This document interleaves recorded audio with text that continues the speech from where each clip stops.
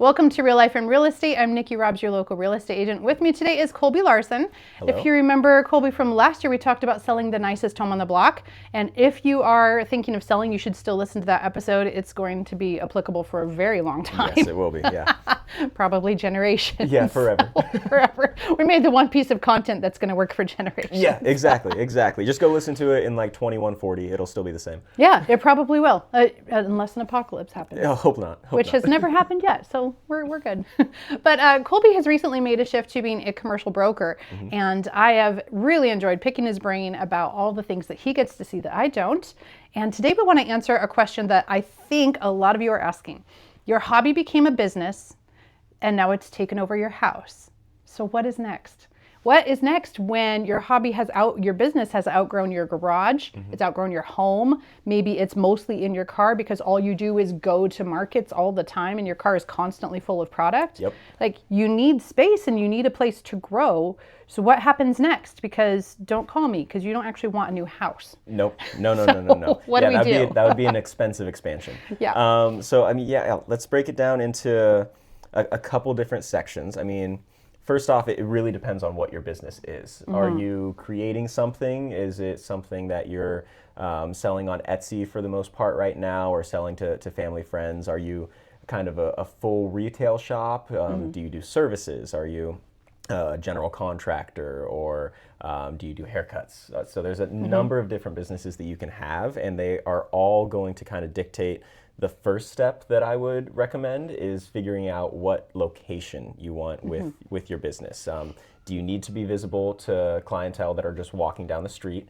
Are you getting most of your clients through social media for them to come through? So that's not as important because that's going to be the big differentiator between a lot of commercial properties, whether you're having a big parking lot and people are always seeing your business, or you're on the second or third floor of some building that people will come and find you in order to utilize your services. Yeah, that's not the spontaneous walk-in. No, exactly. And so figuring out what you need with your business is priority number one. Along with that, kind of figuring out what area of town you want to be in. If you have a specific neighborhood, if you want to be in downtown, or if that doesn't really matter. Obviously, right, because if your clientele are all in Graham, then you shouldn't move to Tacoma. Don't do it. Yeah, that's way too far. Exactly. Yeah, your clients. Some clients may still follow you. You might find new clients in Tacoma, but don't give up your original customer base. I feel like that's just smart business practice in general. You don't want to abandon the customers you have now in hopes of possible customers in the future. So find somewhere that you know that you kind of already have your footprint in. Then from there, the neighborhoods that you want to be in, the buildings that you are eyeing the most or kind of hoping are available should be dictated by what your business is in and of itself. Okay, so if we have, I'll use a friend's example, a cottage baker. So they'll need a commercial kitchen. Yep. And they probably have a very good understanding of who is coming to pick up their goods. Because right now they're just picking up from home. Yeah. And driving by the house and leaving stuff on the doorstep or doing meetups in parking lots and I need something consistent. So we'd be looking for where's a good central location and then the features. So what kind of features should we be looking for? So that's the second step that I would say. Once you kind of know what neighborhood you want to be in and how visible your business needs to be within whatever building you find space in, the next step is features. Cottage Baker is a perfect example. They would likely not need a kitchen to start off with. There are some ways that if an owner, if they sign a very long lease, owners will sometimes be willing to make tenant improvements for that business to be successful there. Again, usually that's a pretty long lease. I wouldn't say that under 3 years any owner would be willing to make a whole lot of changes, because kitchens are very expensive. Commercial kitchens especially. I don't think you'll be able to do it for less than $150,000 if there's nothing there right now. Okay. The hood vents themselves, I've heard stories of like $50,000 installs for just a hood vent. And then depending on the city and what you're doing in there, they may require grease traps to be installed, and they've been really wanting those to be overbuilt lately. So that's another $60,000. If you follow Tacoma restaurant news, yes, that's really an issue. Grease traps are a very big deal. Even coffee shops and ice cream shops, like grease traps are required, and you wouldn't think there's a whole lot of grease there, but there is, or so they say. But yeah, not to hate on the city of Tacoma at all. I know that they're doing a very saying. good job and they're trying to overbuild and they're trying to make sure things are good for the future. Yes. But it can be a hard time for business owners and landlords or property owners that are maybe wanting to get those businesses in there. So yeah, features is huge. If you can find a space with all of the features that you already need, that would probably be best. And again, that's going to really whittle down your options. If you're looking for a place that has a kitchen, you might be better just having a retail shop and then renting space at a commissary kitchen.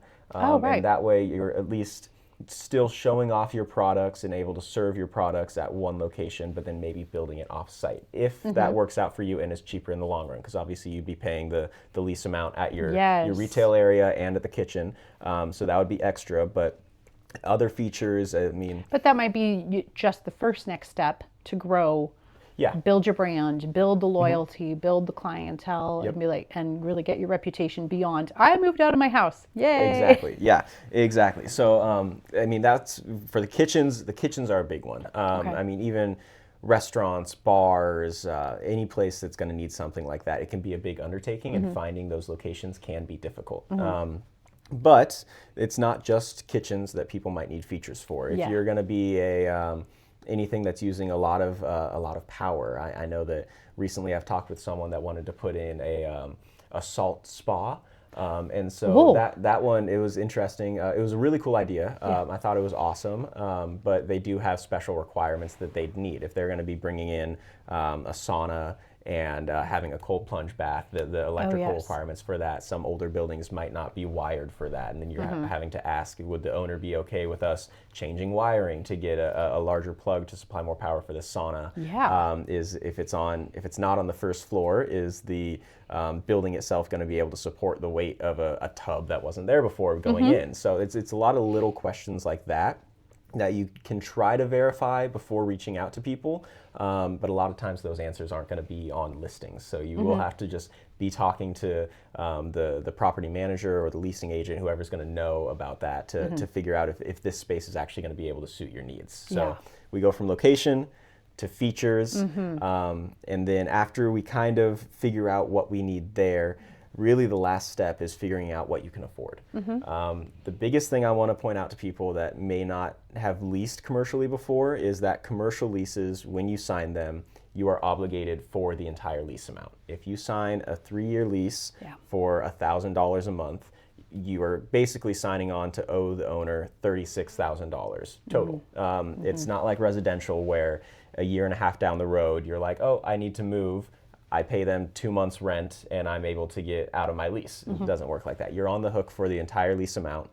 If you have the money to somehow pay that full lease amount and get out of there, cool, they'll let you go. But if not, you really need to be thinking about, how long am I going to be operating in this space?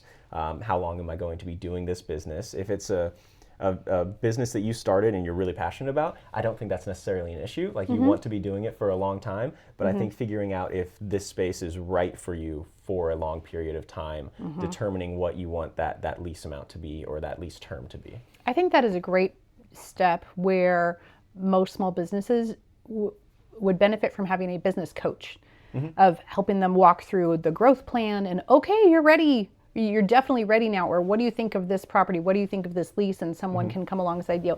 Well, yeah, if we do this, then this is what business is going to look like. And neither one of us do that. So no, that's not our us. job. that's not us. I don't evaluate your business. No, but yeah, I think just really making sure that you have, and I feel like most small business owners are pretty attuned to this, because it's your baby. You built it from the ground up. You know what's going on with it. You know what you can afford, and you know, for the most part, what your future looks like, or what you envision your future to be. So if you plan to be in one neighborhood or one town for the next 10 years, and you don't see that changing anytime soon, you don't see your heart shifting and finding another passion, I think it's totally okay to sign a longer lease. A lot of times, if you do sign a longer lease, you're going to get more beneficial terms.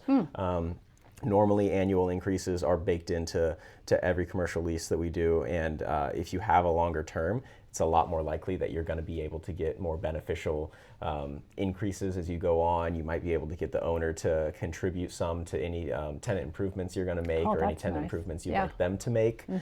So yeah, it is just kind of figuring out your Goldilocks zone of like what makes you feel secure in the lease that you're signing, but also what's giving you a lot of benefit as far as going forward and saving you money in the long run. Now let's talk worst case scenario. Okay. Something in life happens, something in politics happens, something in the stock market happens, and your business is no longer going to be able to pay that lease. Like you have so many things going on in your business, and the lease might be the thing that has to go. What happens next? So, I mean, we'll just start with this option. You could just say, I'm not paying anymore. I'm not, but don't. This is not advice to do that. This is something that people have done and will continue to do. You could just say, I don't have the money. I don't have the ability to keep running this business. I'm out. And you could just ditch and drop it all. I will say commercial leases hold up very well in court. And so that landlord or property owner will try to come get their money. They a lot of the times will be successful in coming to get that money. You can file for bankruptcy as a business. And a lot of times the landlord or property owner would still be able to garnish future wages in order to recoup some of that commercial lease. Okay, so this is bad idea, very bad idea. Bad idea to just say, screw it and run. Don't recommend that at all. But there are some other options. It depends on your landlord. I don't know a lot of landlords that will just let you walk free. But most commercial leases do have a sublease section. So if you do get to the point where you just aren't able to make it work anymore, you can ask for approval from your landlord or property owner to sublet the space. They do have to give approval on that, and a lot of times they'll have to approve the specific subletter, subleasee, whatever you want to say. Right. Whatever's the correct word for it right now. There's technical terms for that. But in order to find someone that's going to take over the space, essentially. And a lot of times that works. Sometimes the property owner will be very proactive in helping you find somebody else. Sometimes they will just let you market yourself and try to find somebody, because end of the day, it's not their responsibility. They got you onto the lease. They thought they were good for this 5-10 year lease that you have, and now at year 3 you're coming to them saying, oh, sorry, can't. So it is your responsibility. It's your business's responsibility to find someone to actually take over this responsibility that you took on. But you would be able to find someone and sublet. It's happened before. We've done it with properties here. And as long as you find someone, it's no harm, no foul. The only thing with subletting is that you still are responsible. It's just like subletting an apartment. Like you're still the name on the lease. Whoever you're subletting to, if they stop paying, it's still you that is responsible for these funds. So keep that in mind. Be smart about it. Do try to vet whoever you're subletting to as thoroughly as you can, because it's still you on the hook. But yeah, I don't want to say that it's an end-all be-all if something catastrophic happens and you do have to get out of that space. There are ways to fill it and not get screwed over. And hopefully if you're working with someone who can coach your business through all of its ups and downs, then they would help see that ahead of time and maybe suggest a partnership early on to try and bolster what's going on. I mean, we see partnerships or LLCs. Like if you're not running your business alone, and there's a chance that it's going to keep going aside from the fact that something happened in your life, and that's great. We see people sign leases as LLCs all the time. It's actually very, very common. It's more common than people signing individually, I would say. But most of the time, you'll still have a guarantee at the end of that lease that's just ensuring that one person is responsible for the LLC paying that lease. So end of the day, you're still on the hook. So be smart. I'm not trying to scare anyone away from signing a commercial lease. I still do think they're very valuable to your business. And I also think signing a longer lease isn't just valuable for the monetary terms, but also it's going to give you security in that you have that space available for a long time. if you sign a 3-year lease and then someone comes to the property owner 2 years into your lease and says, hey, I'm going to pay a lot more money because this is a perfect spot, you might not have that space later on. So signing a longer lease does guarantee that you're actually at that location for as long as you want to be or are able to be. Oh, that's fantastic. Where do we find commercial spaces? Oh, that's fun. Yeah, so once you figure all that out and kind of where you want to be, there's a million different places that you can find commercial spaces. They're all over the place. Sometimes they are on Zillow. I know that some of our spaces here at Theory just automatically get populated to Zillow because the property management company that we use automatically lists the properties. And so whenever we list a property for leased, in order for it to be on our website, it's automatically tied into Zillow. So you might see some of our commercial properties on Zillow. I try to be very thorough in saying this is a commercial space. It's not an apartment. But it doesn't always get through. So you might find some of them on there, but I wouldn't say that's the best place to go.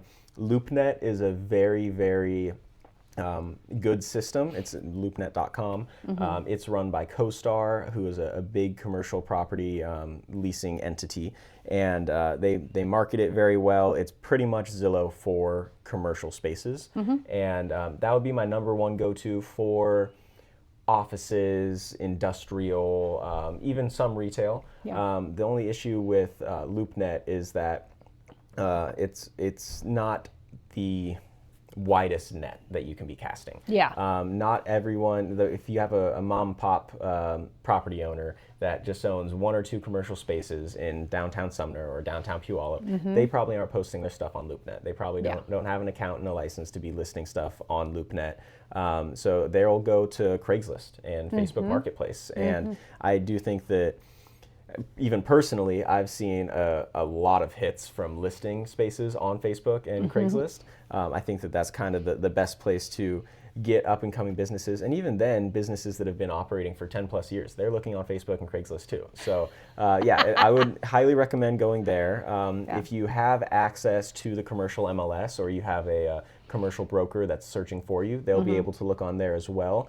Again, kind of like LoopNet, it feels like most of those places are large office buildings or established retail shops that are within shopping centers. And so if you need a place that's going to have a lot of parking, those might be the better places to go. Those mom and pop shops that are on Craigslist and Facebook tend to not have a lot of parking. They're mostly street parking because they're in interesting areas or compact urban areas. Right, or they built their home, then they built their commercial space, and they're attached. Even like downtown Puyallup, like hardly any of those spaces have parking.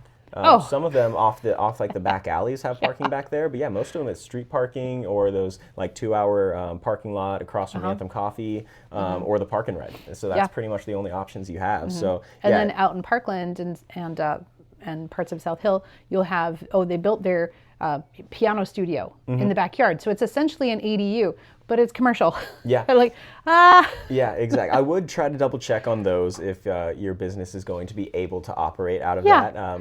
Trying to check on if you know how to use like the Pierce County GIS map or anything like that. Trying to check what the zoning is, see if they'll allow for your business to be licensed at a certain place. A lot of times you can go on the assessor and see what the building is currently, what the building use code is currently. If it's, a lot of times it'll say barbershop, retail, restaurant, things like that. Changing that isn't necessarily all that hard, but you will have some hoops to jump through. So keeping that in mind, if you want it to be really, really easy, just if you find a place that's already, the building use is set for what you want to use it for, it's going to be so easy to get in there. Yeah, that'd be a lot easier. But so the main places, Craigslist, Facebook Marketplace, for really small time businesses that are getting going for the first time. I think those are great options. If they want to look on LoopNet, there's not going to be as many properties on there, but they're usually going to be pretty good quality of properties. So that's a great one. And if you do have access to the commercial MLS, you'll get, that's hosted by Moody's. You're going to get a lot of stuff on there, but it is going to be more real commercial, I guess you could say, or corporate kind of spaces that end up on there. A lot, like Moody's will have that you'll be able to see like the car dealerships and stuff that are empty and for lease. Those are always going to be on there. Office spaces in downtown, those will be on there. So Fantastic. Anything else you think people should know to just get started? Man. Just getting started. I mean, Okay, well, finances. finances. Okay. So for renting a residential property, landlords like to see your income is 3 times the rent. Yes. Is there another standard for commercial? I guess I would say that would still kind of be the standard, I Okay. guess. It's commercial is like the Wild West, you could say. It's because of how the commercial leases work, and when you sign on to it, you are obligated to pay that amount.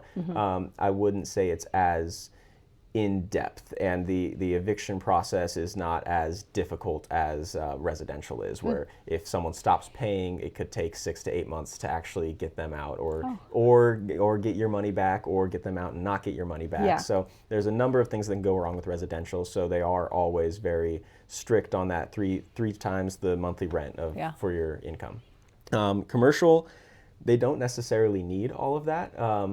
Good commercial leasing agents will vet as much as possible, try to get info on your business. If you have tax returns from the previous year to show income that you had and show profit, that's great to show to any landlords or leasing agents that are trying to fill the space. But yeah, it's essentially, if they believe in your business, they can sign a lease with you. Wow. So I would have your stuff in order to become a prime tenant, or an ideal tenant. So a prepared person would bring, would be here's my very good. numbers, here's what my QuickBooks looks like. Yes, exactly. Profit and loss And you don't have to statements. show them all your social security numbers and stuff. Oh, like good. that. Okay. You can redact your tax returns and stuff, as long as they're able to see like net profit and how much you actually took home, to verify that you can actually afford the space. That's going to make you an ideal tenant. If there's multiple people that are coming around saying, hey, we want this space, but you're the only one showing your income, showing that you can afford it, Yeah. I would likely lease to you as opposed to the other people. Good point. Yeah. Awesome. But you will need your driver's license. A lot of times, a photocopy of your driver's license. Yeah, we should just like verify when your you're moving in. identity. Verify that you are who you are. And then if the only other thing that they really include a lot of the time is a legal description of the space. So it is kind of like a purchase and sale agreement for when you're buying a house. The legal description is in there. A lot of times the drawing for the space is in there to really identify which part of the building is your space. Yes. Yeah. Cool. Anything else you think people should know? Yes. Triple net. Triple net lease. Yeah. Yes. Let's bring that up. It's a buzzword from real estate education, but you actually have to deal with it. Yeah, exactly. So the triple net lease, just to give people an idea, there's 2 types of commercial leases that can be executed. One is a gross lease, which is basically, if it says $4,000 a month, you're going to pay $4,000 a month. And that goes towards your base rent that goes to the landlord, along with all operational expenses for the unit. Sometimes utilities, if that's wrapped in and you can't pay that yourself, if it's utilities for a building as a whole and there's not separate meters for each unit. So all of that would be wrapped in. That's what a gross lease is. Triple net, it's net, or sometimes you'll see 3 N's. So that means that essentially the base rent that you're paying goes to the landlord or property owner free of all other expenses. So they're netting that base rent. And the 3 N's usually, typically, if you look up on Google, will stand for property insurance, property taxes, and maintenance. So those are the 3 nets that get added onto it. And so it's, if you have a 1,000 square foot unit in a 10,000 square foot building, your portion of that building is 10%. So if whatever the property insurance and property taxes are for the year, you are also paying 10% of that on top of the base rent. It's usually pretty easy to tell if these spaces are triple net spaces. It normally says in the description. If you're on LoopNet, it's very easy to see that it's a triple net lease. And so the base rent that you're seeing would be the minimum that you're paying, and then your portion of the property insurance, property taxes, and other operational expenses. So then does that fluctuate? It does, yes. That'll change every year. Usually the landlord or property owner will send you over their estimates for the next year before adjusting the numbers. It depends on if you're signing a lease that's put together by the commercial MLS, like how we have NWMLS forms.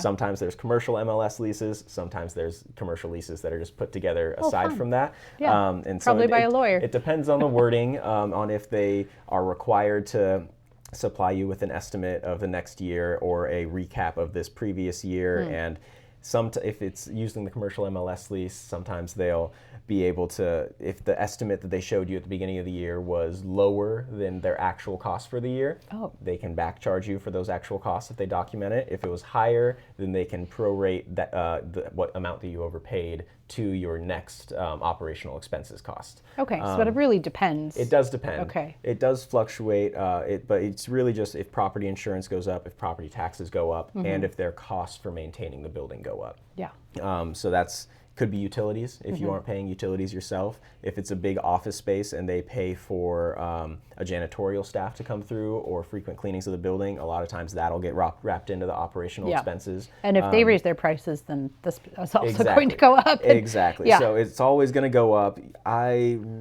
It's rare to see that the operational expenses increase more than rent increases. Okay. If that happens, you either have a very good rent increase and you negotiated a pretty good lease, or something happened where like janitorial staff costs go way up, or property insurance skyrockets.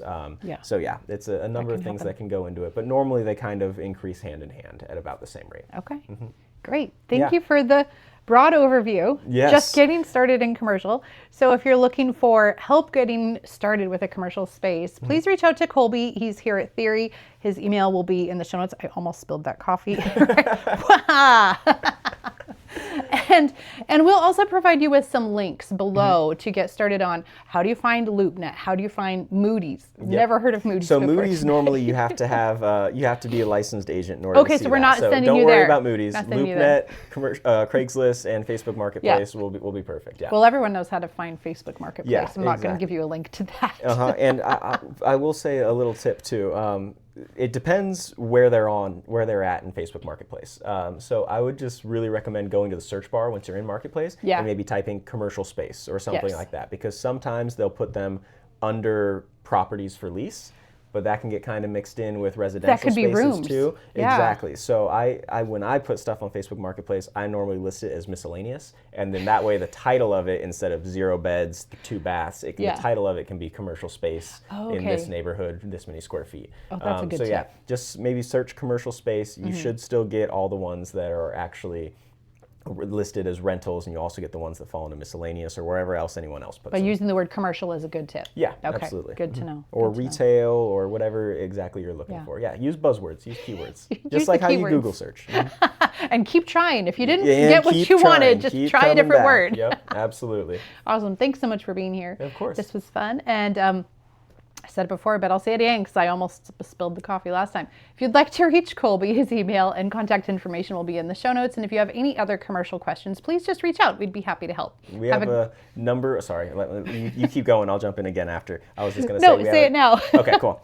We have a number of commercial spaces that are for lease right now, mostly in the Tacoma area on McKinley, South Tacoma Way, and downtown Tacoma. So if you're looking to get into one of those spaces with your business, feel free to reach out to me. Yeah, love it. Love it. And this episode was edited and produced by Will Robs Art. Thanks. Thank Will.